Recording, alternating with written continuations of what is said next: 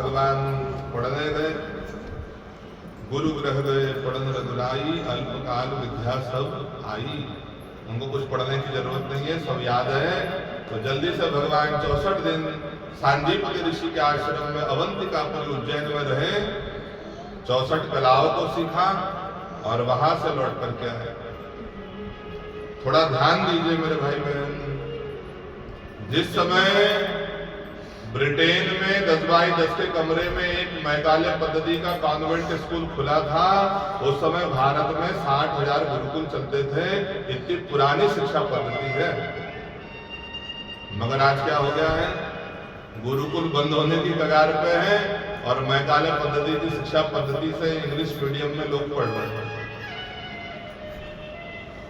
और उसका ये दुष्परिणाम आ रहा है। ये जो पेपर में सुन रहे हो ना कि फलाने बच्चे ने, पढ़े लिखे बच्चे ने अपनी माँ को कुल्हाड़ी से मार दिया, फलाने लड़के ने अपने बाप को शराब पी करके बाप को मार दिया। ये जो दुष्परिणाम है ये मैकाले पद्धति की शिक्षा पद्धति का है। क्योंकि गुरुकुल में जहाँ गुरुजी शिक्षा देते थे, पैसे नहीं देते थे, मार पड़ती थी, सेवा करना पड़ता था गुरुजी की, और वही बच्चा घर आकर के माँ बाप की सेवा करता था। और आज क्या हो रहा है, पैसे के बदले विद्या दी जा रही है और स्कूलों में आज मार नहीं सकते बच्चों को, तो वही बच्चे आकर के। इसीलिए सावधान रहो मेरे भाई बहन, स्कूल में नहीं तो घर में शिक्षा दो।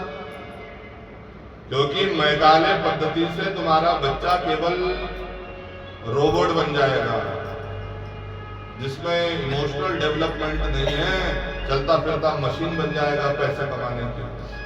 इसलिए भावनात्मक विकास होना भी जरूरी है। इसीलिए तो हमारे यहाँ भागवत पुराण इत्यादि की व्यवस्था है, ताकि यहाँ से आप लोगों में, आपसे आपके बच्चों में वो संस्कार पूरित होते रहे। तो भगवान गुरुकुल में गए, 64 दिन रहे, 64 कलाओं को सीखा। हमारे कलाएं सिखाई जाती है, कैसे अपना जीवन जीना है, ये कला। और आज लोग जहर खाने में विश्वास रखते हैं। पहले भारत में कोई आत्महत्या नहीं करता था, क्योंकि वो जीवन जीने की कला जानता था कि इस परिस्थिति में नहीं तो इस परिस्थिति में जीवन जिया जा सकता है। भारत के लोगों ने घास की रोटी खाकर के दिन काटे हैं, काटे हैं कि नहीं? महाराणा प्रताप ने, शिवाजी ने घास की रोटी खाकर के दिन काटे हैं मेरे श्रोता बंधुओं। जरूरी नहीं है कि आटे की रोटी मिलेगी तो ही जीवन कटेगा। और वहीं, अब ज्यादा बोलना अच्छी बात नहीं है, समय का भी अतिक्रमण होता है, इसलिए जरा संक्षिप्त में सुनिए कि भगवान गुरुकुल में रहे, 64 कलाओं को भगवान ने सीखा, लौट करके आए। और जब भगवान लौट, वहां पर उनके मित्र सुदामा जी मिले, लौट करके आए। अब भगवान 12 वर्ष के हुए, और जब भगवान 12 वर्ष के हुए तो भगवान का जन्मोत्सव आया। पूरी मथुरा को सजाया गया और शाम का समय हुआ तो भगवान को 56 प्रकार का भोजन दिया गया। शाम के समय देवकी मैया ने 56 प्रकार का भोग बनाया। और किसी ने बताया है देवकी मैया को कि भगवान को माखन मिश्री अच्छा लगता है, तो एक कोने में माखन मिश्री तुलसी का पत्ता है, और भगवान बैठे भोजन करने प्रसन्न थे। और जो देखा माखन मिश्री तुलसी का पत्ता तो सीधे वृंदावन की याद आई, गोपियों की, ग्वालों की, राधिका की, गायों की याद आई। भगवान रोए।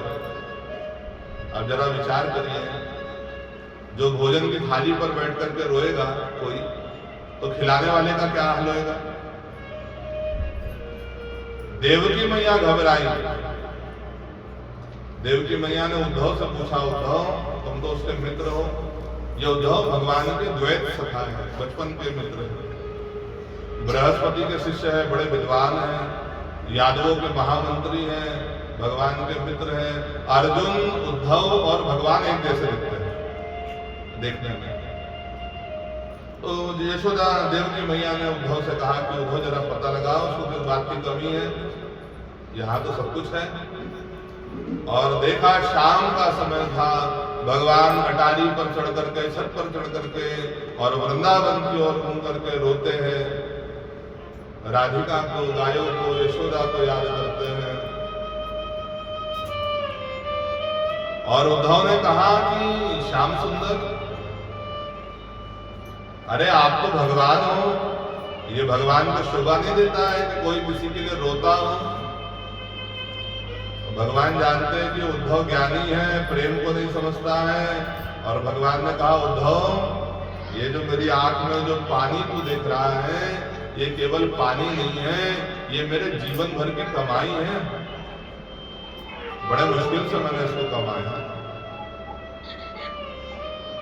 और तू कहता है कि मैं भगवान हूं, मैंने रोना नहीं चाहिए। उद्धव, मैं जिससे प्रेम करता हूं उसको मिलने का योग बनाता हूं, और जिससे अति प्रेम करता हूं उससे वियोग ले लेता हूं, उससे फिर दोबारा मिलता नहीं हूं, ताकि मैं उसके अभाव में और वो मेरे अभाव में जीवन भर रोता रहे। इसको वियोग कहा है भागवत में। वियोग का अर्थ है मेरे भाई बहन विशेष योग, उसका नाम वियोग है। मैं जिस पर कृपा करता हूं उसको आंसू की संपत्ति देता हूं। और उद्धव, तुम कहते हो कि मैं भगवान हूं, तो यही बात तुम गोपियों को समझा, क्योंकि वो मुझसे ज्यादा रो रही है। और उद्धव ने कहा कि नहीं भगवान, उद्धव ने कहा कि नहीं भगवान, अरे वो तो कहाँ गांव की गवार गोपिया और मैं बृहस्पति का शिष्य उद्धव ज्ञानी, क्या वो मेरी बात समझ पाएंगी? भगवान ने कहा, देखो ज्ञानी जी, जरा सरल भाषा में समझाना, वो समझ जाएगी। और उद्धव गया तो भगवान ने कहा, सुनो, ये मेरी पीतांबरी लेकर के जाओ, नहीं तो तुमसे कोई बात नहीं करेगा। उद्धव को बड़ा आश्चर्य हुआ, पीतांबरी लेकर के चला उद्धव, और गोपियों का क्या हाल है। भगवान ने कहा, उद्धव गच्छो उद्धव व्रजम सौम्यम पित्रो नो प्रीतिमावह गोपीनाम मद वियोगाधि मद संदेशे विमोचय। उद्धव ये मेरी चिट्ठी लेकर के जा, मद संदेशे विमोचया। एक चिट्ठी दी भगवान ने गोपियों के लिए, मेरे भाई बहन जब तुम वृंदावन नहीं जा पाओ तो जो व्यक्ति जाते हैं उनसे उनको एक चिट्ठी दो कि भगवान को बताना कि हम तुम्हारी याद करते हैं। भगवान तो नहीं जा पा रहे हैं तो उद्धव को भेजा, एक चिट्ठी लेकर के उद्धव आया। और गोपियों की क्या स्थिति है, सुखदेव जी कहते, राजन जब से भगवान परसों का बोल करके गए हैं, वर्षों बीत गए हैं, मगर मथुरा के मार्ग पर जाकर के बैठती है गोपवाल कि आज भगवान आएंगे।